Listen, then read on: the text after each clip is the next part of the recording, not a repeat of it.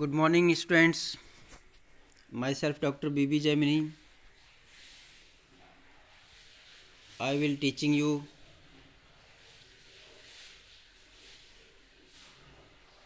paper second.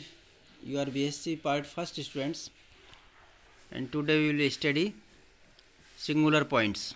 Okay.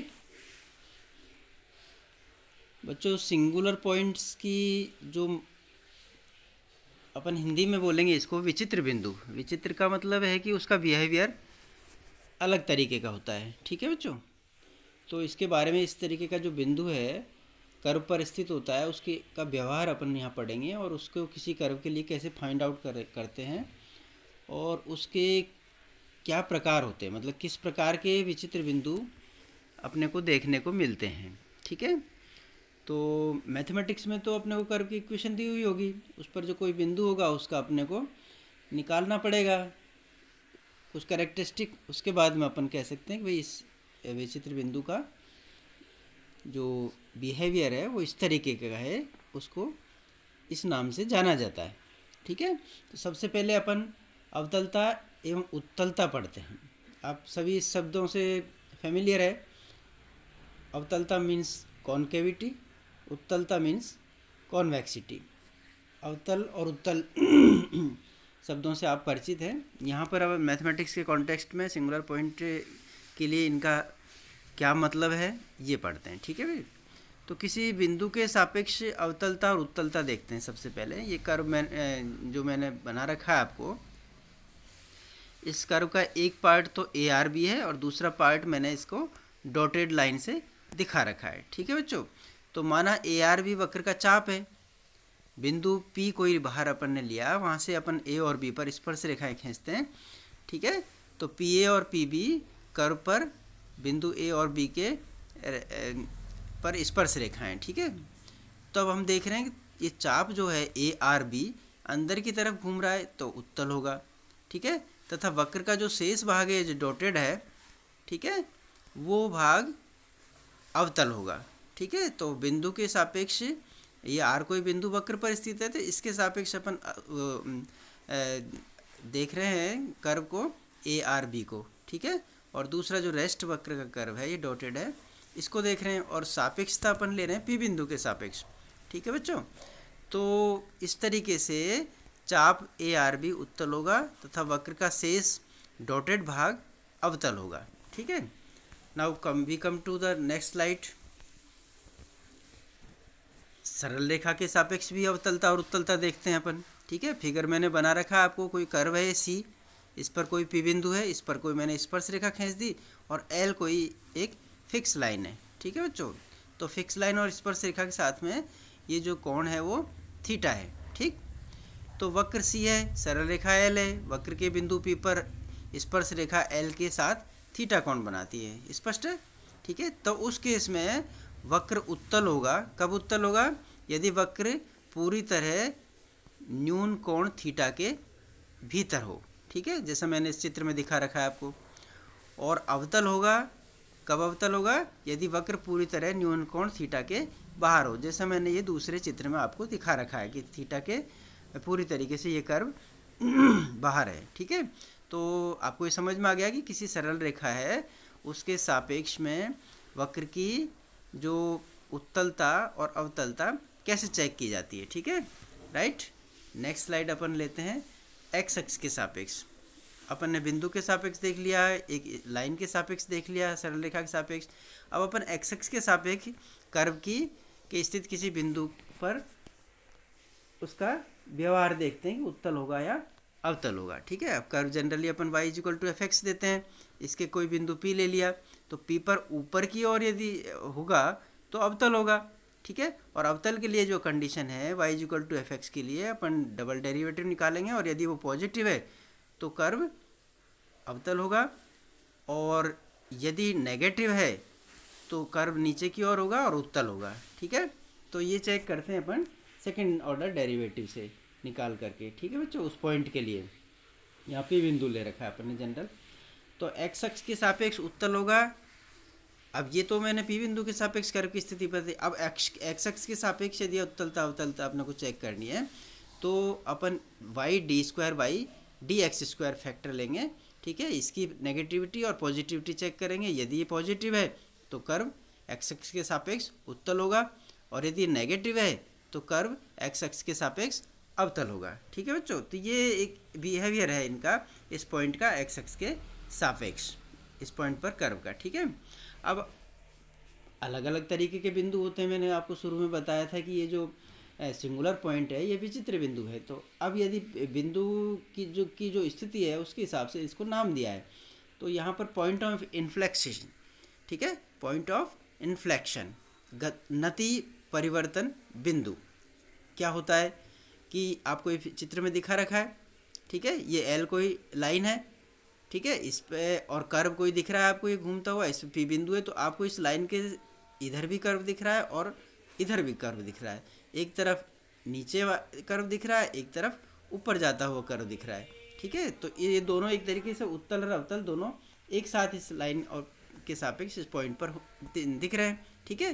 तो जब वक्र किसी बिंदु पी पर किसी रेखा एल के सापेक्ष एक और अवतल और दूसरी और उत्तल हो तो बिंदु पी को नति परिवर्तन बिंदु कहते हैं। तो इस तरीके का जो बिंदु पी है जिस पर एक तुरंत कर्व अपनी स्थिति बदल लेता है, एक साइड में उत्तल हो जाता है, एक साइड में अवतल हो जाता है, इस तरीके के जो पॉइंट है वो गति परिवर्तन बिंदु नति परिवर्तन बिंदु कहलाता है, पॉइंट ऑफ इन्फ्लेक्शन, राइट। तो मैथमेटिकली अपन इसको कैसे निकालेंगे जब कर्व की equation y equal to F X दे रखी है आपको। तो सबसे पहले तो सेकंड ऑर्डर डेरिवेटिव निकालेंगे D square by D x square, ठीक है। उसको जीरो के सापेक्ष करके अपन x और y के बिंदु निकाल लेंगे, मतलब वो बिंदु की नति परिवर्तन बिंदु अपने पास में आ जाएंगे। अब वो नति परिवर्तन बिंदु कब होंगे, जबकि थर्ड डेरिवेटिव है d cube y D x cube should not be equal to zero, zero नहीं होना चाहिए, ठीक है। तो ये इस तरीके से जो बिंदु प्राप्त होंगे अपने को D square by D x square को जीरो करने पर वो सारे नति परिवर्तन बिंदु हो जाएंगे, ठीक है बच्चों। तो ये मैंने आपको एक एग्जांपल लेकर भी इसको दिखाया है। जैसे एग्जांपल 1 है, कर्व की इक्वेशन आपको दे रखी है y equal to 3x4 minus 4x cube plus 1। समीकरण नंबर 1 से मैंने इसको प्रदर्शित किया है। D y by D x निकाला, ठीक है, फिर d square by D x square भी निकाला, d square by D x square second equation में मैंने डिनोट किया है। अब नति परिवर्तन बिंदु निकालने के लिए अपन क्या करेंगे, सेकेंड ऑर्डर डेरिवेटिव है D square by D x square, उसको जीरो पुट कर देंगे, ठीक है। तो मैंने इसको जीरो रखा तो इससे एक्सप्रेशन आया, ये आपका फैक्टर आ गया x 3x minus 2 equal to zero. इनको अलग अलग अपन जीरो के सापेक्ष कर देंगे नेक्स्ट स्लाइड में। तो x इक्वल टू जीरो कर दिया और दूसरा अपन ने क्या कर दिया 3x minus 2 equal to zero. यहाँ से x के दो मान आ गए, एक तो जीरो आ गया और एक x का मान 2/3 आ गया। तो इन पर इनके सापेक्ष जब अपन कर्व की इक्वेशन में x इक्वल टू जीरो और x इक्वल टू 2/3 रखेंगे तो y की संगत वैल्यू आ जाएगी। तो x इक्वल टू जीरो पर कर्व से y इक्वल टू 1 आ गया, ठीक है, और x इक्वल टू 2/3 रखने पर कर्व से y इक्वल टू 11/27 आ गया, ठीक है। तो जो बिंदु मिल गए हमको क्या मिल गया 0, 1 और 2/3 11/27, ये दो बिंदु प्राप्त हो गए। अब यदि अपन थर्ड ऑर्डर डेरिवेटिव निकालते हैं इसका, जो मैंने समीकरण नंबर 3 में दे रखा है, उसको इन दोनों बिंदुओं पर चेक करते हैं, ठीक है। तो D cube by D x cube 0, 1 पर जीरो नहीं है, चेक कर लीजिए आप, ठीक है। D cube by D x cube 2/3 और 11/27 इस बिंदु पर भी जीरो नहीं है। इसका मतलब ये जो दोनों बिंदु हैं 0, 1 और 2/3 11/7 ये दोनों ही नति परिवर्तन बिंदु है कर्व के, ठीक है। तो इस प्रकार स्पष्ट है कि दोनों बिंदु नति परिवर्तन बिंदु होंगे, राइट। समझ में आ गया इस एग्जाम्पल से। एक एग्जाम्पल और ले लेते हैं अपन, ठीक है बच्चों। तो ये है y equal to c sine x by a, समीकरण नंबर 1 में दे रखा है मैंने। अब x अक्ष पर आपको पता है y इक्वल टू जीरो होता है, ठीक है। तो y इक्वल टू जीरो रख के अपन इसमें x की वैल्यू निकाल लेंगे, ठीक है। तो x की वैल्यू आपको प्राप्त हो गई, ये साइन थीटा का व्यापक मान रख दिया मैंने और कंपेयर कर लिया। तो इससे sine N theta equal to sine x by A आ गया, तो X by equal to N theta N pi हो गया, ठीक है बच्चों। तो यहाँ से x की वैल्यू अपन को ए एन पाई निकल के आई। तो बिंदु क्या प्राप्त हो गया ए एन पाई और जीरो, ठीक है। अब अपने को देखना है कि नति परिवर्तन बिंदु है कि नहीं। तो समीकरण 1 से का अपन अवकलन करते हैं, d y by D x निकालते हैं, ठीक है। ये समीकरण नंबर 2 से मैंने दे रखा है। फिर इसको एक बार और डिफ्रेंशिएट करते हैं, D square by D x square equal to minus C upon A square sine x by A आ गया, समीकरण नंबर 3 में मैंने दे रखा है। अब सेकंड डेरिवेटिव में ये जो पॉइंट है ए एन वाई जीरो, इसको रखते हैं अपन, ठीक है। तो को रखने के बाद में जीरो रख देते हैं सेकंड डेरिवेटिव को, तो ये हो गया minus C upon A square sine x by equal to zero. ये समीकरण प्राप्त हो गई। यहाँ से अपन एक्स का मान निकालेंगे, ठीक है। तो sine x upon A equal to zero प्राप्त हुआ। जीरो को मैंने साइन एन पाई रख दिया, तो साइन थीटा साइन अल्फा एक तरीके से व्यापक मान से X upon A equal to N pi आ गया। तो यहाँ से एक्स की वैल्यू मिल गई अपने को ए एन पाई, ठीक है। तो एक्स अक्ष जो एक्स इक्वल टू एन पाई और एक्स अक्ष पर वाई इक्वल टू जीरो होता है, तो बिंदु क्या मिल गया आपको ए एन पाई और जीरो। अब अपन चेक करते हैं कि नति परिवर्तन बिंदु है कि नहीं। इसका मतलब ये है कि जो थर्ड ऑर्डर डेरिवेटिव है that should not be equal to zero. तो first we have to find out the third order derivative, that is from equation number 3 D cube Y D x cube equal to minus C upon A cube cos X by A, right.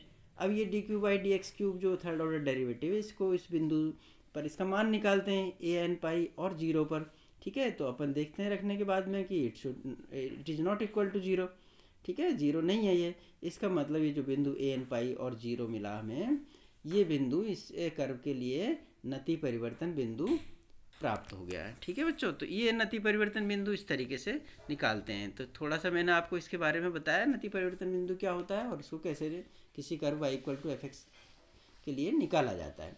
अब अपन आते हैं कि विचित्र बिंदु कितने प्रकार के होते हैं, ठीक है, सिंगुलर पॉइंट्स।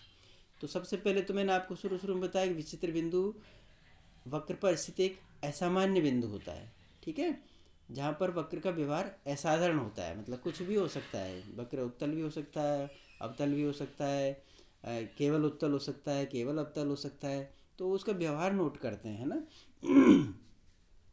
तो जनरली विचित्र बिंदु दो प्रकार के होते हैं, बहुल बिंदु और नति परिवर्तन बिंदु। तो नति परिवर्तन बिंदु के बारे में तो मैंने आपको बता दिया, और बहुल बिंदु है मल्टीपल पॉइंट्स, ठीक है। नति परिवर्तन बिंदु पर तो एक ही होता है, लेकिन बहुत सारे बिंदु भी इस तरीके से हो सकते हैं। तो किस डबल पॉइंट है यदि, तो इसका मतलब, और एक ट्रिपल पॉइंट भी हो सकता है और मल्टीपल पॉइंट भी हो सकता है। तो मतलब बिंदु जो है वहाँ पर वक्र के किसी बिंदु से दो शाखाएं यदि गुजरती है तो वो बिंदु डबल पॉइंट कहलाता है, ठीक है। डबल पॉइंट क्या होता है,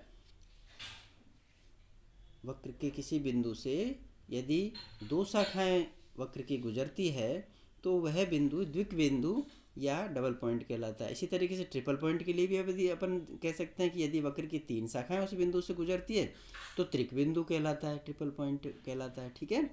और यदि कितनी बहुत सारी शाखाएं उस बिंदु से गुजर रही है, मान लीजिए मैं multiple point of order r लेता हूँ, तो आर शाखाएं उस बिंदु से गुजरती है, ठीक है। तो वो आर कोटि का बहुल बिंदु कहलाता है, ठीक है। तो ये मैंने आपको थोड़ा सा बताया कि विचित्र बिंदु किस तरीके से होते हैं, उनके क्या क्या नाम होते हैं। इस नेक्स्ट स्लाइड में मैंने इसके काइंड्स ऑफ डबल पॉइंट्स भी आपको बताए हैं। द्विक बिंदु के प्रकार ये दो तरीके का होता है, पहले तो नोड हो सकता है और दूसरा कस्प हो सकता है, नोड और उभयाग्र, ठीक है। तो नोड तो क्या होता है और कस्प क्या होता है, ठीक है, ये अपन पढ़ेंगे आगे एक स्लाइड में। यहाँ अपन देख लेते हैं कि जो द्विक पॉइंट बिंदु है, मैंने आपको कहा कि दो तरीके के होते हैं, नोड और कस्प। तो मैंने एक तरीके से आपको ये डायग्राम बना दिया, ठीक है। फिर कस्प के भी दो भाग होते हैं, एकल कस्प और द्विक कस्प, ठीक है, मतलब एकल उभयाग्र और द्वितीय उभयाग्र। फिर एकल उभयाग्र और द्वितीय उभयाग्र इनके भी पार्ट होते हैं। तो एकल उभयाग्र प्रथम टाइप का और एकल उभयाग्र द्वितीय टाइप का। इसी तरीके से द्वितीय उभयाग्र जो होता है डबल, वो जो कस्प है वो द्वितीय उभयाग्र है, डबल कस्प है, वो भी आपके दो तरीके का होता है, प्रथम टाइप का, फर्स्ट टाइप और सेकंड टाइप, ठीक है। तो ये मैंने आपको थोड़ा सा डायग्राम से ही समझाने की कोशिश की। इनके बारे में अपन विस्तार से पढ़ेंगे अगले लेक्चर में, ठीक है। यहाँ पर मैं आपको नोड और कस्प के बारे में बता देता हूँ कि नोड क्या होता है। तो नोड तो क्या होता है, जैसे मैंने इस फिगर में आपको दिखा रखा है, ठीक है। कोई कर्व है वो घूमा हुआ है एक तरीके से, यहाँ पर एक अपने को लूप बना हुआ है।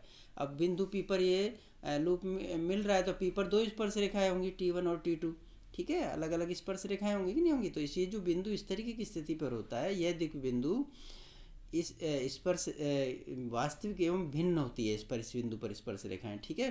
तो यदि ऐसी स्थिति है तो ये बिंदु नोड कहलाता है। और कस्प कब कहलाएगा, उभयाग्र कब कहलाएगा, जबकि बिंदु से जो निकलने वाले दोनों रेखाएं हैं वो एक ही तरफ हो या दोनों तरफ हो, कुछ भी हो सकती है, लेकिन वो वास्तविक एवं संपाती होनी चाहिए, ठीक है। द्विक बिंदु जिस पर स्पर्श रेखाएं वास्तविक एवं संपाती होगी उसको अपन कस्प या उभयाग्र बोलेंगे। जैसे मैंने ये दो फिगर आपको लिख करके बताए हैं, बिंदु पर कर्व की स्थिति ऊपर भी हो सकती है और एक ऊपर एक नीचे भी हो सकती है, ठीक है। लेकिन शर्त ये है कि दोनों, ये जो टी स्पर्श रेखा है इन बिंदु पर, वो वास्तविक एवं संपाती होनी चाहिए दोनों कर्व के लिए, ठीक है। तो उस केस में ये बिंदु उभयाग्र कहलाता है, ठीक, राइट।